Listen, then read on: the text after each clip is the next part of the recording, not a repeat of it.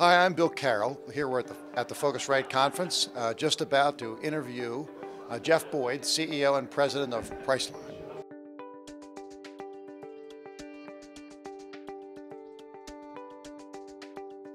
I think in the hospitality area, there's a couple of things that are important. One is technology. They need to be facile with the technology, not just online tools, but also the spreadsheet tools that allow them to hit the market running with financial analysis, understanding numbers. I think that's critical, and we see a lot of students coming out of school with insufficient skills and they're behind. The second thing I would say is whatever field you're going into, you want to have a passion for it and learn about it. Get involved with, if it's the hotel industry, get involved with the conferences, try to understand what's happening in the industry, read the paper, read the industry materials. And then finally, I think, and I'm sort of a liberal arts guy, I think you need to have a broad exposure to a variety of subjects. You need to learn how to write well, you have to understand literature, you need to understand math and science. A broader view of the world is going to be much more compelling to an employer than just a very narrow focus. Ultimately, the hoteliers are facing a chaotic world. That's what this conference was all about. What do you tell the hoteliers? How do you corral this chaos, thinking about the things that your company is doing, but frankly, just in general? How do we corral the chaos for hotels? I think what's important for hotels is they need the ability to focus on what they do best and what's most important to their guests, which is running the hotels, having an outstanding experience, having customer service that's better than the competition, the best facilities. That sort of thing has got to be number one for the hotelier. When it gets to changing technologies, it's very hard in the context of running a hotel or any other kind of business that's not a technology business to be at the forefront. So I think you need to find the right partners to work with. You have to be willing to experiment with new media and new technology. Then you can make an investment knowing that it's going to pay off for you. Thanks a lot, and we're glad you're a Cornell graduate. Thanks. Thank you.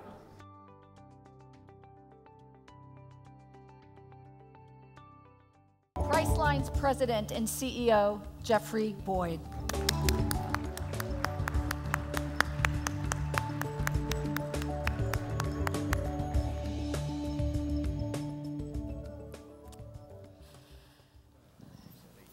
I'll get even with you, Phil, for making me do that video. So, Jeff, 10 years ago, Priceline was nearly left for dead. I mean, that was before you became CEO full-time. You took the helm 8 years ago. Since then, Priceline has had phenomenal growth, fantastic acquisitions. You have among the highest market cap, Wall Street's darling. What were the three things, if you had to say, narrow it to three things you did to turn the company around? I think if I had to point to three things, it really was a process of first making a decision to focus on the hotel product for Priceline, and that happened long before we got into international operations. When I became Chief Operating Officer, 80% of the business's revenue, gross profit dollars, was coming from opaque airline tickets. And with the disruption and the structural change in the airline industry that followed September 11, we decided that that really wasn't a healthy balance of the business, and we decided to focus very much on hotels. And so that first step of focusing on the hotels and building the opaque hotel product is very, very important. Second step was a couple of years later, looking back at the size of the business that some of our competitors were creating in the broad online travel space. We made a decision that just focusing on the name your own price product represented a smaller market opportunity than potentially was available to us. So we decided to offer retail airline tickets. We purchased TravelWeb in the retail hotel space and began to offer a full suite of retail products, and that gave the company another leg of growth in the domestic business. And very importantly, it empowered us to think differently about how we'd try to address the business opportunities internationally. When I became Chief Operating Officer, Priceline had just finished sort of winding down a bunch of international joint ventures that were designed to roll out the name your own price business model to international markets. And now that we were successful in building a big retail business, it really allowed us to think of our international strategy in terms of retail and in terms of hotels. And in terms of the impact on our business, that really was the most important.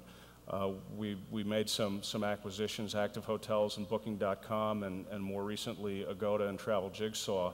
And we've just been enormously lucky to work with these businesses that have great entrepreneurs that have they've stayed with the business and they've helped us build it. They've worked on the efforts we've made to bring all the businesses together, and just very, very grateful for the quality of people that have been prepared to join our group and work with us to build out our international business. So hotels, retail, and the international expansion, really those three things. And then the recession came in 2008, and that really wasn't such a bad thing for Priceline. Well, the recession was a bad thing for everybody, and over the years, a lot of analysts and others have looked at our business and said, gee whiz, you guys tend to do great when business is bad. And we've always pushed back against that, because if you really look at what happened to our business when the financial crisis hit and the recession hit, there's a little Freudian slip for you, the recession hit and the exchange rate between the euro and the US dollar had dramatic movements, negative for the euro. The growth rate for our business went from 50% consolidated growth in US dollars down to the 20s. And our share price went from $180 a share into the 40s. So we took a massive hit, both in terms of the momentum of our business as well as the value of our company as a consequence of those disruptions.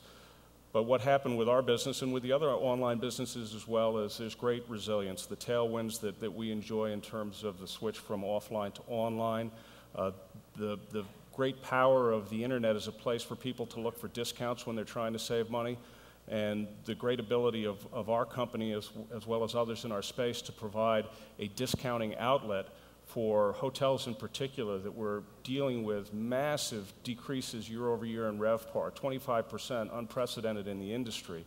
I'm very proud that we were in a position to really start to drive demand back into the hotels, to replace a non-existent business traveler with a leisure traveler that was happy to get a discount. So it was not great for anybody's business, but I think it did demonstrate the valuable role that our companies and the industry plays in driving demand back into the suppliers when they need it the most.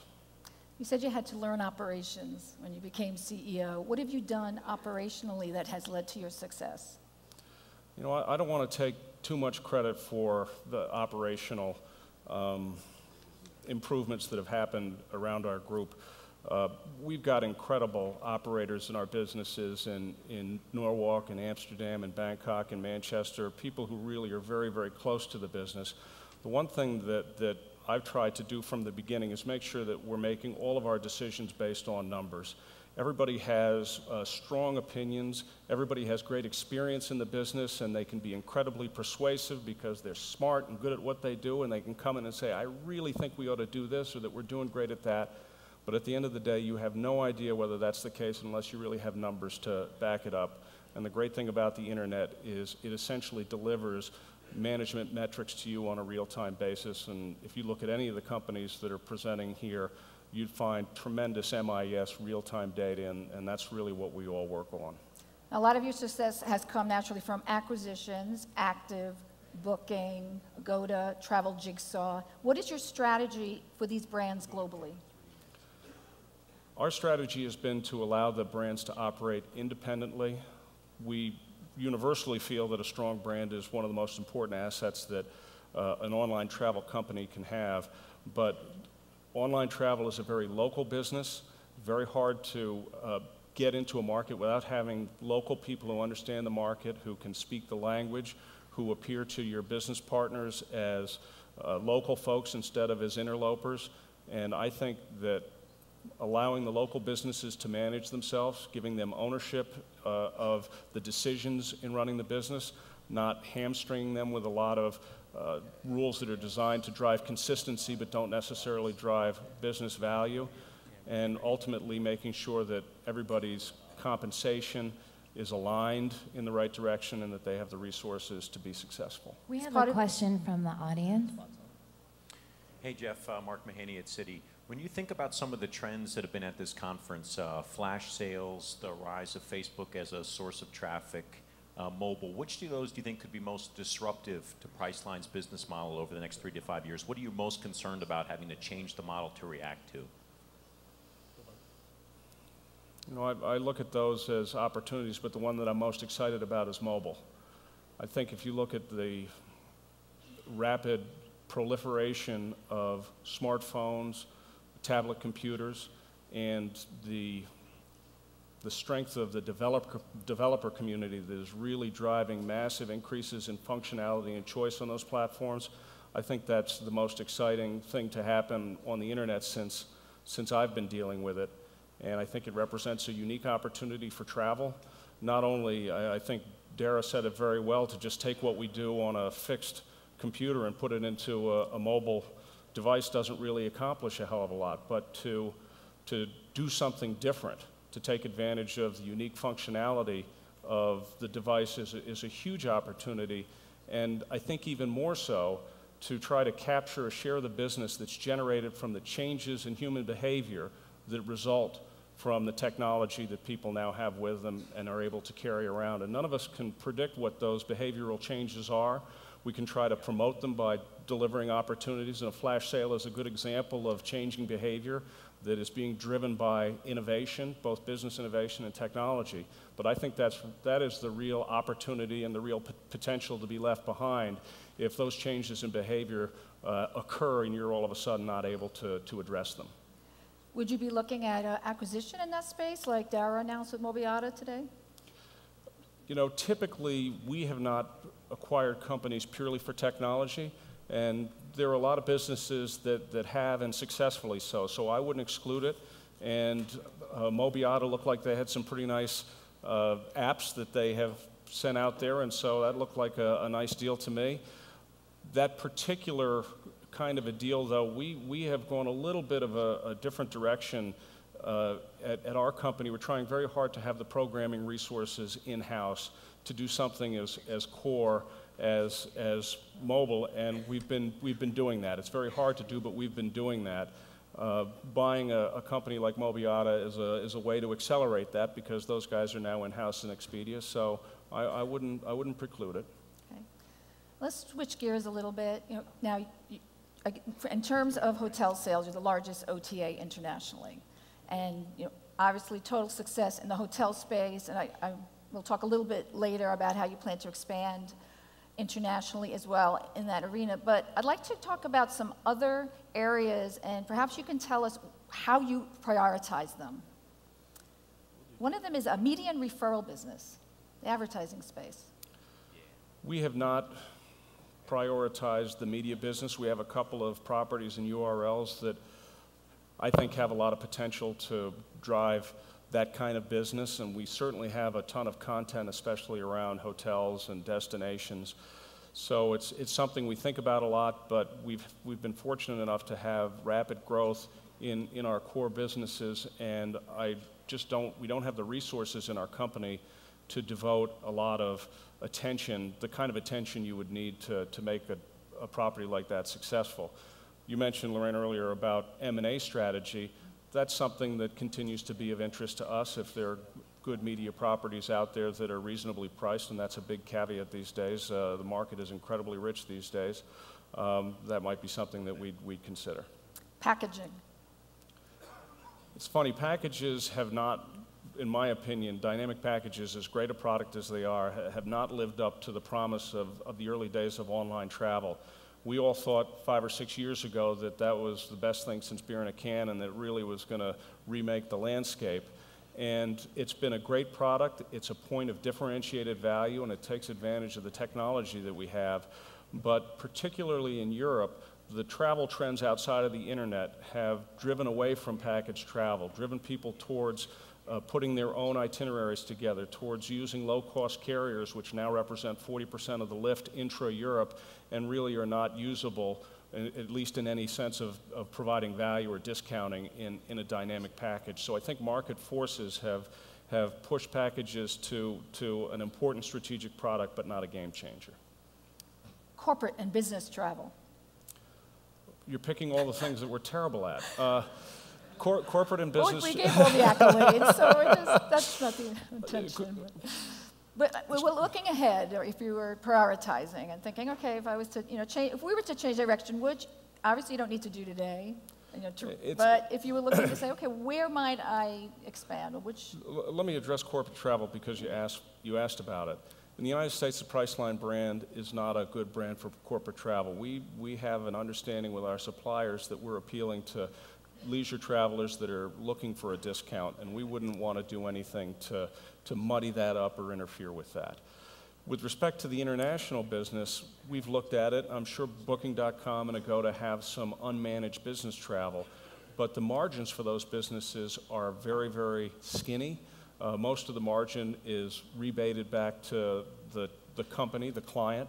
There's a high touch associated with it, call center, and we do better at virtual stuff and not as well at the high touch stuff. Okay. Vacation rental. There's a lot of vacation rental subject matter at PhoCusWright, and I think it's great. I personally believe that the internet provides an absolutely differentiated vehicle for a consumer looking for a vacation rental. All of the tools are there, and the one thing that's not there is a really smooth booking experience. And for online travel agents that pride themselves on having that one point of uniform experience, that smooth booking experience, it's a little bit difficult to drop a product on your website where you have to call an owner up and have a talk with them about whether the unit's available. I think it will get there over time, and there's a lot of great businesses out there, including HomeAway, who presented here yesterday. And finally, the U.S. market for Booking.com.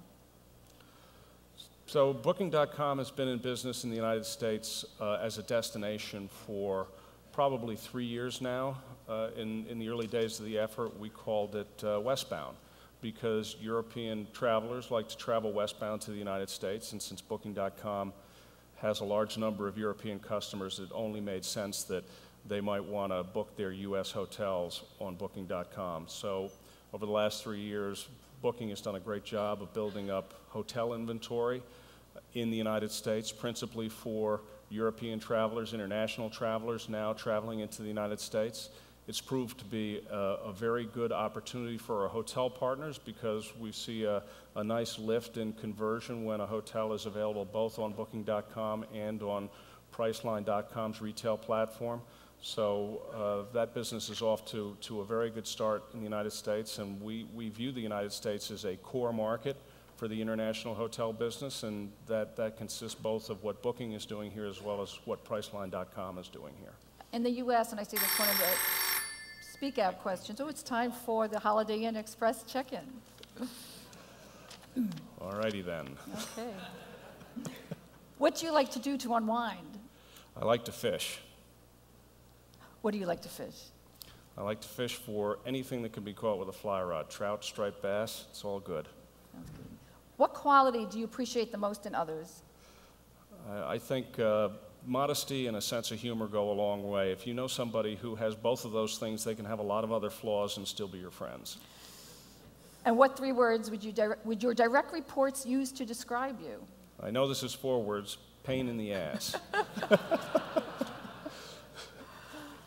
Before we get to the questions on the question board, I know there was one that had said, well, first of all, Expedia. Do you set your sights on Expedia domestically? No. We certainly are aware of what the competition is doing. We focus on trying to have the best prices and the best product and the best user experience for our consumers. But we think it's important to do our own thing. And that's certainly a tenet of our teams overseas that are just uniquely focused on our business, our customers doing it our way. And I think that's been an important part of our success. One thing I will say, though, is we're very focused on the fact that Expedia and Travelocity are offering opaque hotels on their websites. We think that has the potential to create some disincentives for our suppliers because of the potential for buy down. Somebody who's looking for retail and ends up buying opaque because it's right there with a published price.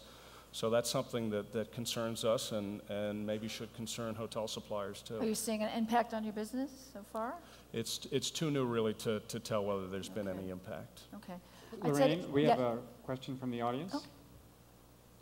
Yeah, Tracy Lotz here with LiveRes vacation rental software booking. We have a really good booking process that we'd love to show you someday for vacation rentals. But more importantly, I have a really important question to ask you about fishing. Have you ever fished the brown dray catch on Silver Creek in Peekaboo, Idaho in June? If you haven't, I'd love to show it to you. I'd love to try it with you. I have fished in Silver Creek in July, and they put me in an inner tube, and I basically floated around aimlessly around the creek and was unable to do anything without having my feet on the ground. So maybe you could show me how. Okay. The fish usually win there. Okay, internationally, and I'm sure everybody wants to hear about you, how are you prioritizing international markets as well? And of course, China's come up a lot, and you recently in your quarterly earnings call spoke about Latin America, just incredible numbers there. And then Russia's the other market. So naturally, which I know Booking has some presence perhaps, but I'd like to learn a little bit more about that. So let's start with China. The way we look at China is similar to everyone else. It's got enormous opportunity. It's on a very long upward trajectory in terms of economic growth in affluence among Chinese consumers, which will allow them to travel. Maybe even equally important, legal changes which for the first time allow Chinese to travel outside of China as visa restrictions are relaxed over time. So as a fundamental source of international travel demand, it's one of the most attractive markets in the world, if not the most attractive market. Our international businesses, both Booking.com and Agoda, have hotels in China, and we do have Chinese customers that book on our websites. We don't own a business there. We haven't made acquisitions there. If you look at the way C-Trip has built a hugely successful business, it's on the back of 70% interaction with call centers. That's not something that we do well. We don't have a sense for delivering reservations and paperwork by hand and the sorts of things that they've done to be successful. So my guess is that our participation there will grow over time, but perhaps a little bit more slowly as that market matures and becomes much more virtual. But we're doing business there. We view it as strategically important, and it's growing nicely. Brazil? Brazil, another fantastic market. Again, economic growth, a lot of international travel, a closer connection with our network, our international hotel network, because in Brazil, Portuguese-speaking, Spanish-speaking people in Argentina are traveling to Spain and to Portugal and to North America. They're booking hotels on Booking.com for those destinations because we have the content in their home language. We've recently set up offices in Sao Paulo, and we are building hotel inventory. I gave some numbers in our conference call, $260 million worth of point-of-sale business in South America, growing over 100%, and $100 million of destination business after being there for roughly 1 year and growing at 300%. So an incredibly attractive market and one that fits very well into our international network. Russia, Eastern Europe? Well, Eastern Europe has been an important source of Booking.com's growth for many years. It was, in terms of new markets, the first new market that Booking.com targeted, and we have good business there today, and it's one of our most important, quote-unquote, new markets. Russia is a little bit more recent. We have a small office in Moscow. It's a market that's growing. It's very attractive, but it's also a market that has its own idiosyncrasies and challenges, and so you might see us being a little bit more deliberate in our work in that market. And what's exciting for you is a lot of these markets, the online hotel penetration is like 2-3%, if that high. And it's very low online penetration. It's very small in terms of the percentage of the market that are controlled by international chains, which allows us to drive even more value with our products. So they're very, very attractive. Let's talk about your most recent acquisition, Travel Jigsaw. What attracted you to that business? Travel Jigsaw is a great company. It's small. It's doing a really good job of building an international footprint in the car hire business, which in the United States is a great business. We love our rental car business. We think it's an even better business in Europe and internationally, because the consumer really needs the information, just like the fragmented hotel market. They don't have a sense that if they call up a chain, it can solve all of their problems. There's a lot of discounting that goes on. There are a lot of local players in the market that won't have access to international demand other than through players like Travel Jigsaw. So we're very, very excited about it. It's a great team in Manchester, very entrepreneurial, and we've tried to follow the same model that we did with our previous acquisitions, which is to empower the local management, try to give them the benefit of whatever we know which we think might be helpful to them, and ultimately let them run their business. Thank you very much. Ladies and gentlemen, President and CEO of Priceline, Jeffrey Board.